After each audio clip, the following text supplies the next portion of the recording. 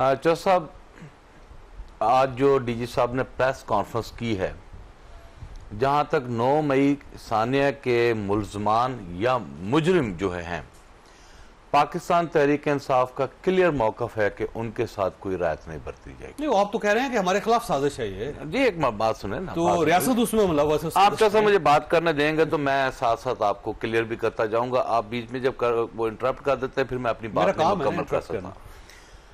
हम इसकी मजम्मत भी करते हैं, सब कुछ बिल्कुल एग्री करते हैं जनरल से, लेकिन जो जनरल साहब ने आज जाती तौर पर एक सियासी रियासती टोला में जो कहा, और मैं समझता हूं कि इससे कम से कम मेरी तो दिल आजारी हुई है। मैं इस पाकिस्तान का शहरी हूं, मैं यहाँ पर पैदा हुआ हूं, मेरे अबाओ अजदाद यहाँ पर रहे। ये सिर्फ पाकिस्तान जो है इसमें पैट्रियाटिज्म वर्दी पहनने के बाद नहीं आता। मेरा ख्याल है कि बगैर वर्दी वाले जो हम लोग हैं, हमारे अंदर भी उतना ही पैट्रियाटिज्म है जितना कि उनके अंदर है। मैं तो इस बात को बिल्कुल कहूंगा कि मेरी दिल आजारी हुई है।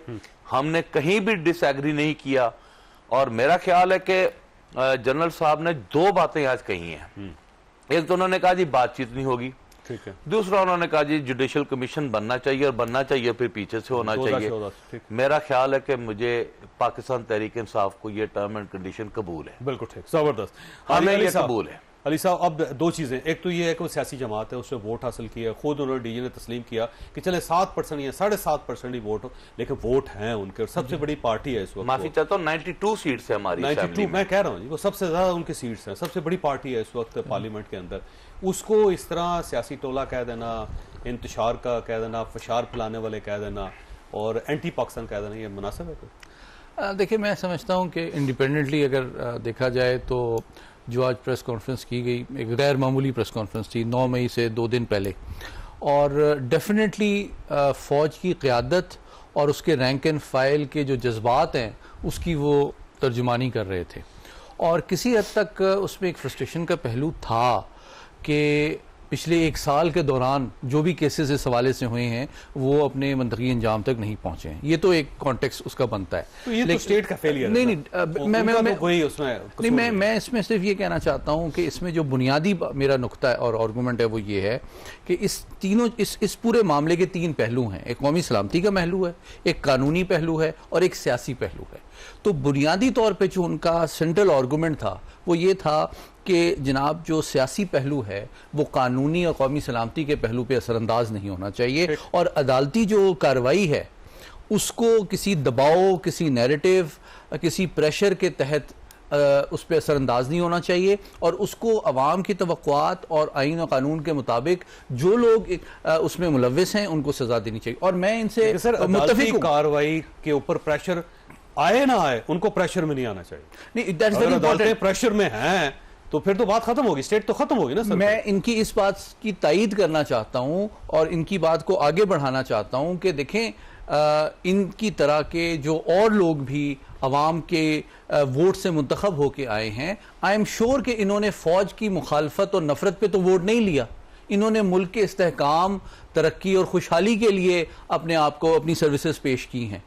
तो बात अनफॉर्चुनेटली ये है कि इनकी जमात में तनव्वो पाया जाता है, और कुछ लोग जो हैं वो इनकी तरह well meaning, constructive, responsible constitutional politics नहीं करना चाहते। तो बहुत से लोग हैं जो कि मतलब इंतशार की बात करते हैं। देखें, ये एक हकीकत है कि 9 मई जो है उसके अगले 2 हफ्ते के दौरान आप मुझसे बेहतर जानते हैं कि 3 बयानियां सामने आए।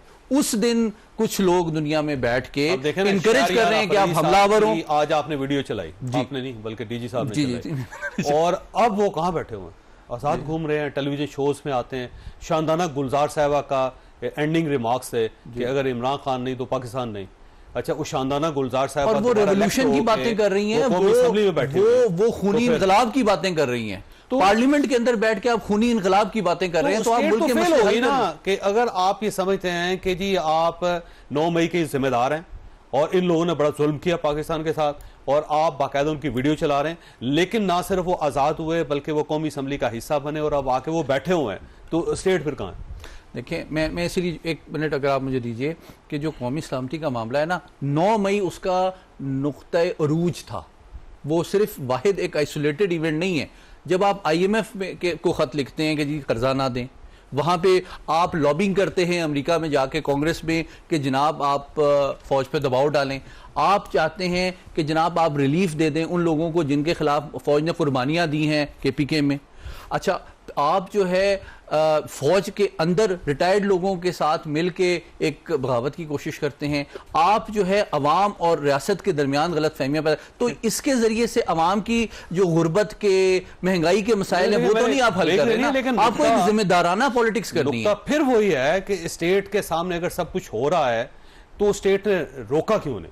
देखिए, मैं समझता हूं सबसे बड़ी जिम्मेदारी रोकने में नाकाम होगी, फिर उनका फैसला करने में नाकाम हुई, फिर उनको सजा देने में नाकाम। देखिए, इसमें सबसे बड़ी बात जो इस सेंट्रल आर्गुमेंट है वो ये है कि the buck stops at the judiciary. National security, political stability का जो दारोमदार है इस वक्त तमाम तर तवक्कुआत का जो महवर और मरकज है वो जुडिशरी है कि उसने मुल्की सलामती, अपनी क्रेडिबिलिटी, इस्तेहकाम के लिए अपना रोल किसी दबाव और बालातर होकर अदा करना। निसार साहब, आपके पास सवाल छोड़ के जा रहा हूं कि बहरहाल एक तरफ से मौकफ आ गया, आपकी पार्टी की तरफ से भी मौकफ आ गया, प्रेस कॉन्फ्रेंस आज हुई और उसमें उन्होंने कहा जी ठीक है जी, हम ये कमीशन हमारे लिए काबिल कबूल है, बाकी इल्ज़ाम भी उन्होंने उसके बाद लगाए। तो क्या पार्टी जो है अफवाज पाकिस्तान से लड़ने के लिए तैयार बैठी हुई?